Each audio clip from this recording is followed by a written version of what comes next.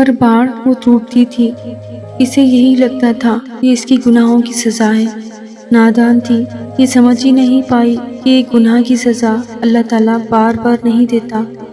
حیرت کی بات ہے، وہ مایوس ہو کے بھی اپنے رب کو پہلے پکارتی تھی، جیسے ابھی بھی یقین ہو کہ اس کے بکھرے وجود کو کوئی اور ذات نہیں سمٹ سکتی، نہ تھام سکتی، نہ اس کے درد کو سکون میں بدل سکتی ہے۔ یہی یقین اس کو ہر بار جانماز تک لے جاتا تھا۔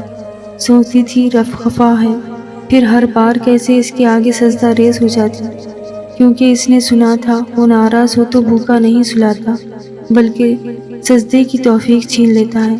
وہ تکلیف اس کے رب کی طرف سے اشارہ تھا، وہ راستہ تھا رب کو پا لینے کا۔ اللہ جب کسی کو بہترین سے نوازتا ہے تو اسے بدترین سے گزارتا ہے۔ کبھی کبھی اللہ تعالیٰ ایسی خواہشات میں ہمارا دل لگا دیتا ہے جن کا ملنا نصیب میں نہیں لکھا ہوتا۔ کیوں؟ جب نصیب میں نہیں تو خواہش بھی کیوں؟ کیونکہ اللہ تعالیٰ تمہیں اس مقام تک لانا چاہتا ہے جہاں صرف اس کے محبوب بندوں کا شمار ہوتا ہے، جہاں تک سب کی رسائی نہیں ہے۔ کہ وہ مقام ہے جہاں تمہارا صبر، تمہارا توکل، تمہارے آنسو، تمہارے سجدے، تمہاری عبادتیں ہی تمہیں اس کا پیارا بناتی ہیں، اور ہر کوئی اس کا پیارا نہیں ہوتا۔ اس وقت تم اپنے لیے مانگتے مانگتے اس راستے کو چل پڑتے ہو جس کے آخر پر وہ تمہارا منتظر ہے۔ اللہ نے وہ تمہارے لیے لکھ دیا ہے۔ وہ آزمائش کے لیے تم سے دور تو جا سکتا ہے، لیکن کسی اور کو کبھی نہیں مل سکتا، اور جسے دعا میں مانگا جائے، اسے تمہارا نصیب بھی تم سے نہیں چھین سکتا۔ وہ ہر حال میں تمہیں مل کر رہے گا۔ اللہ تمہارے معاملات وہاں سے حل کر دے گا جہاں سے تم نے کبھی تصور بھی نہیں کیا ہو۔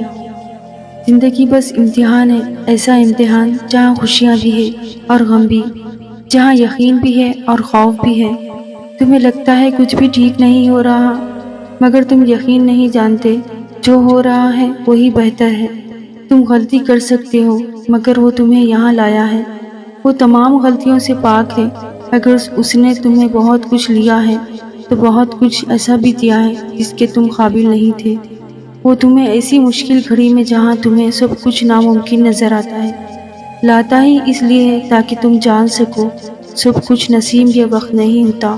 کچھ چیزیں بس دعاؤں کی محتاج ہوتی ہے، پھر فرق نہیں پڑتا کہ دنیا رکاوٹ بنے یا پھر مقدر۔ جب دعا مخلص دلوں سے نکلتی ہے تو یا دعا اس کے حق میں قبول کر لی جاتی ہے یا اس دل کو صبر دے دیا جاتا ہے۔ تمہارا یقین ہی تمہیں زندہ رکھتا ہے، اور جب ساری امیدیں اللہ سے وابستہ کر لی جائے تو ہار جانے کا ڈر کیسا۔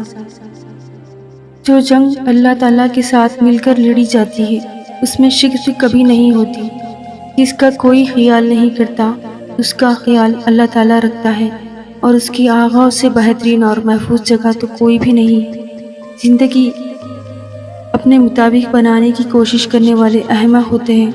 تم اللہ تعالیٰ کے مطابق جینا سیکھ جاؤ، پھر وہ تمہارے مطابق زندگی کو بنا دے گا۔ جو دنیا اپنے آپ میں ہی بکھری ہوئی ہے تمہیں کیسا سمٹے گی؟ تو تم اس کی طرف لوٹ آؤ جو ایسے سمٹ لیتا ہے کہ پھر کوئی توڑ نہیں سکتا۔ بس وہی ایک تمہارا ہے تو تم بھی اس کے بن جاؤ، جگ تمہارا بن جائے گا۔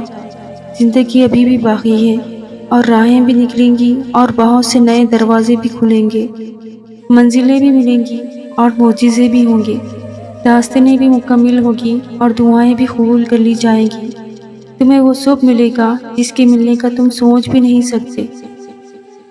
تمہارا اتنا طویل سفر طے کر کے یہاں تک آنا اور صبر کرنا کچھ بھی بے مقصد نہیں ہے۔ تمہیں اس کا صلہ ضرور ملے گا، اور یوں ملے گا کہ تم راضی ہو جاؤ گے۔